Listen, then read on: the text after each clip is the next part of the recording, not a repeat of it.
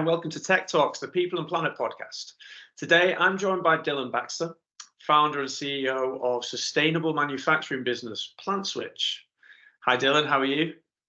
I'm doing great. How are you doing? Yeah, good as well. Thank you. Thanks for joining us on this. I'm looking forward to hearing what you guys are up to. So let's kick off then. Tell us a little bit about it. What's the problem that you guys are solving? Tell us a little bit more about what inspired that as well. Yeah, absolutely. So plastic waste has become a massive issue, and it's not only an environmental crisis, but it's also becoming a health crisis. We're disposing an unbelievable amount of single-use plastic every single day, and the waste that has arisen from that is creating microplastics, of which we're eating almost a credit card's worth of microplastics every single week, which has been linked to cancer, heart disease, inflammation, all sorts of bad things. Seems like there's a new study every single week about the effects of microplastics. And so this is something that we need to solve, today, not tomorrow. And we need sustainable solutions and scaling sustainable solutions immediately in order to combat this problem. So that's this problem that we're trying to solve, is plastic waste and the microplastics that arise from that. The way that we do that is by making essentially sustainable plant-based plastics. So we take plant material and we convert that into a plastic alternative that is biodegradable, less carbon footprint, zero microplastics, but it does perform like a traditional plastic would, and it's very cost competitive. So we think we've designed a really sustainable and scalable solution to a really big problem that we're facing today as humans. Yeah, brilliant. And I was looking online earlier, and how does your product, unwrap it a little bit for the listeners, how does it compare to any other kind of plant-based alternatives out there? I was looking to see that it combusts quicker than usual. Mm-hmm. Yeah, so that's a big selling point.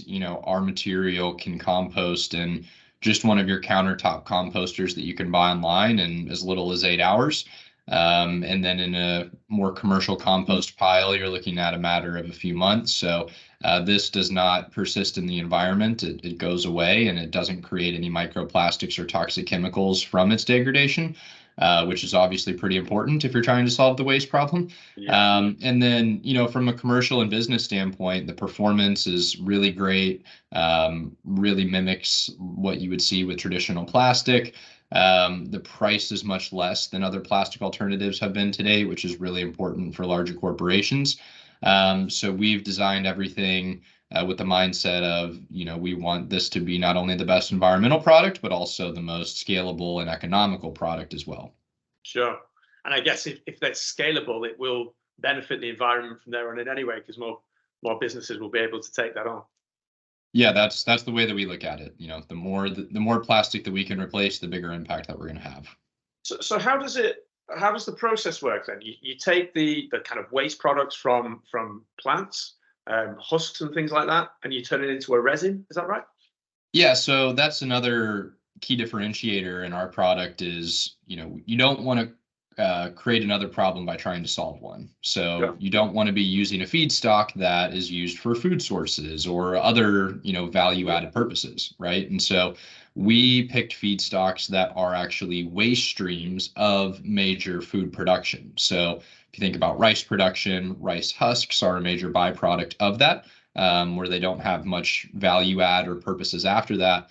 We're able to take that waste stream from the producers or the farmers and convert that as the building block of our polymers. So it creates a really truly circular supply chain where we're giving agricultural waste a second life, and we're not competing with existing food sources. So the way that we do that is we have proprietary technology that basically takes in that cellulose rich material, goes through our process here at our facility in North Carolina.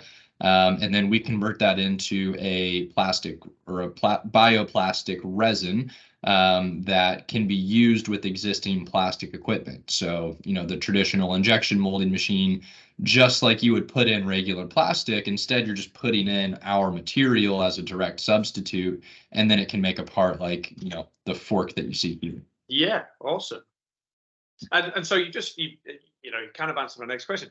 You showed me a fork there. What else are you guys making?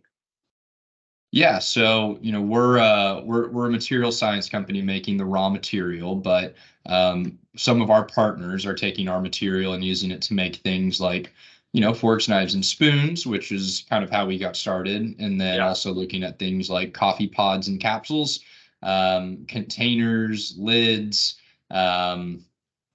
Even there's a few projects I can't talk about, but if you really think about any small injection molded plastic part that you don't use too often, or you don't use over and over, and it's more of a single use application, that's what we're targeting, because that's where most of the waste is being created.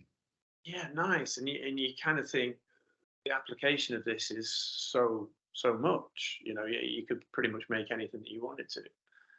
Pretty much, yeah. So you guys are still quite early stage. Lots of our other guests that come on the show are similar. What challenges have you had to overcome to get to where you are now? Yeah, I think with any early stage company, it's, you have a very limited set of resources, and at each stage you have to just maximize that set of resources to get to the next milestone, and then get more resources in the form of capital or business, et cetera, et cetera. So,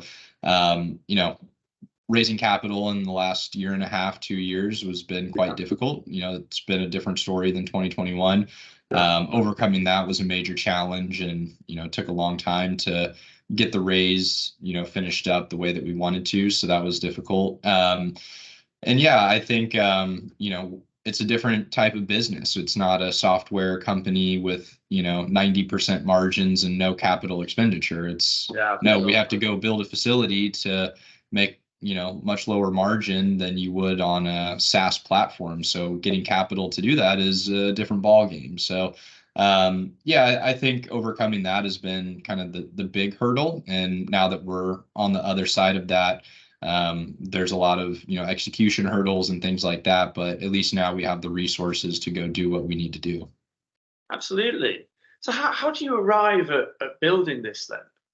What's your own background? What's your story?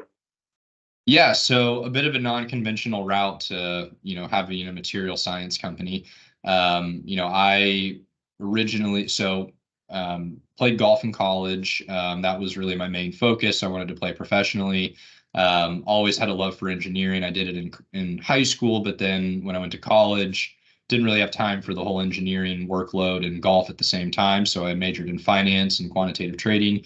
Ended up getting hurt, and then briefly went the investment banking route, where I got a lot of business knowledge and actually got exposed to some plastic alternative companies, which is where the kind of wheel started turning about this. Okay. And then I was fortunate to link up with my co-founder Maxime, who also had exposure through his family business to some plastic alternative companies. And we realized that, this was a really interesting space with a huge problem that needed to be solved.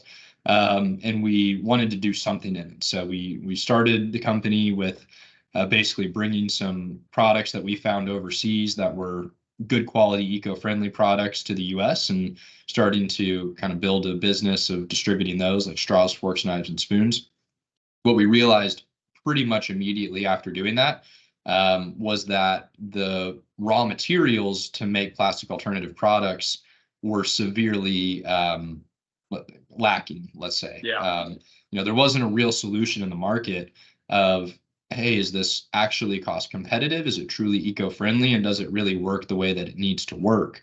And so I think with any startup, you kind of get in with one idea, and then you get a deeper market or customer insight, and then that dictates what you do from there.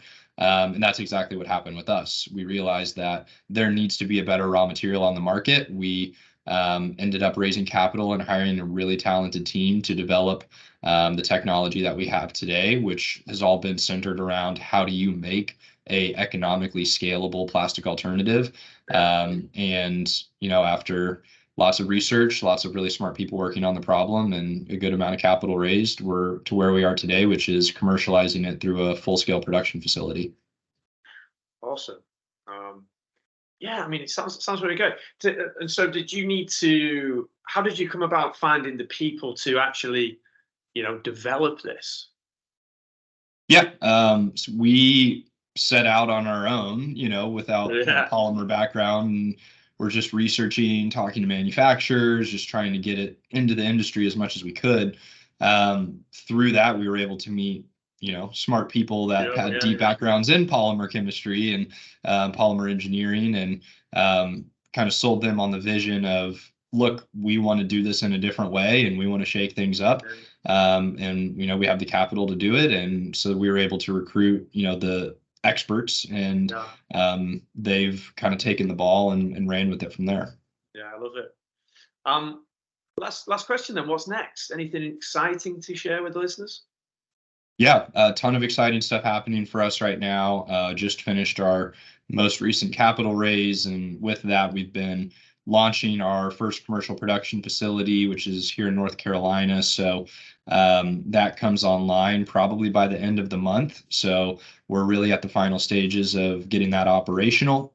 We're already producing on a small batch basis, but we're going to our full-scale commercial production here in the next month. So once that's up and running, that's when you'll start seeing a lot of our material on being used in a lot of daily products that you'll see on your shelves and your bathroom and your Chipotle to-go pull or whatever. So that's really exciting, and this year is going to be a year of a lot of growth for us.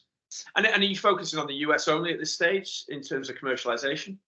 No. We have partners internationally, throughout Europe, Asia, South America. So it's, again, hard manufacturing, right? You've got to spend a lot of money and time building a big facility, and then you have partners where you're going to start distributing it out really across the world throughout 2024. So we're excited to see that finally come to life.